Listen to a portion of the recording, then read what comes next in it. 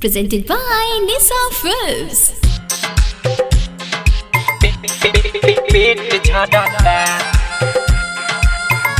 Nisa Digital Recording Studio, Madhuban. ठूसी ठूसी खैले बाटे जीव डरता, ठूसी ठूसी खैले बाटे जीव डरता, सखी रे बरतिया के पेट झड़ता, सखी रे बरतिया के पेट झड़ता, एको क्षण कवनो नहीं दम धरता, एको क्षण कवनो नहीं दम धरता, सखी रे बरतिया के पेट झड़ता, सखी रे बरतिया के पेट झड़ता, सखी रे बरतिया के पेट झड़ता,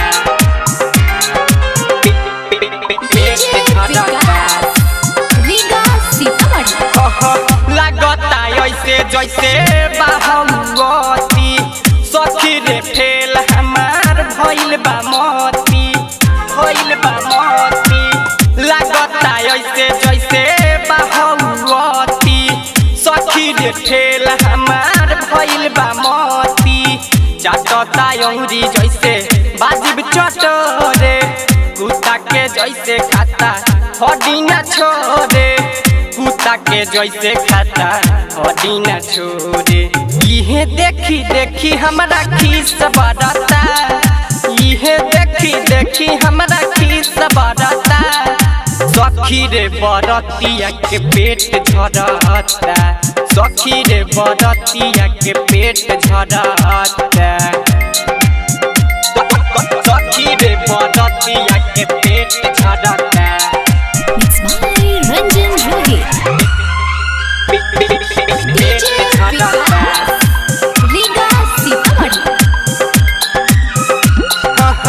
नाचे के नइखे सखी कवनो के लूर हो, बनेटी नहिया हीरो फैशन में चूर हो, फैशन में चूर हो, नाचे के नइखे सखी कवनो के लूर हो,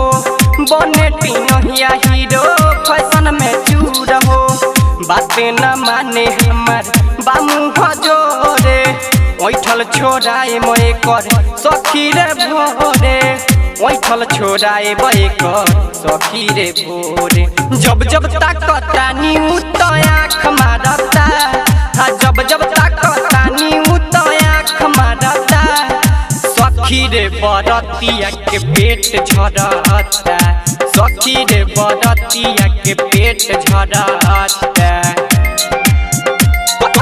सखी रे बरतिया के पेट झड़ता,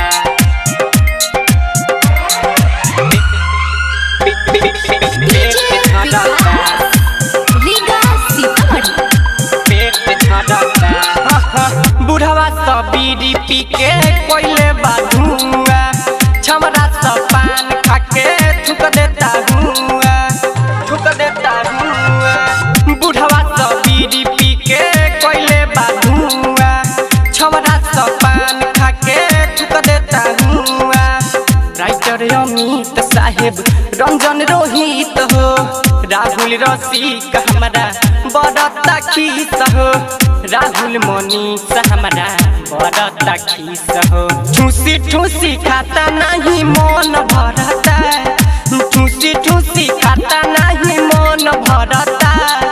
सखी रे बरतिया के पेट झड़ता,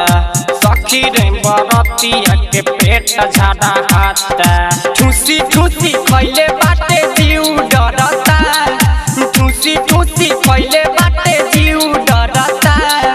सखी रे बरतिया के पेट झड़ता,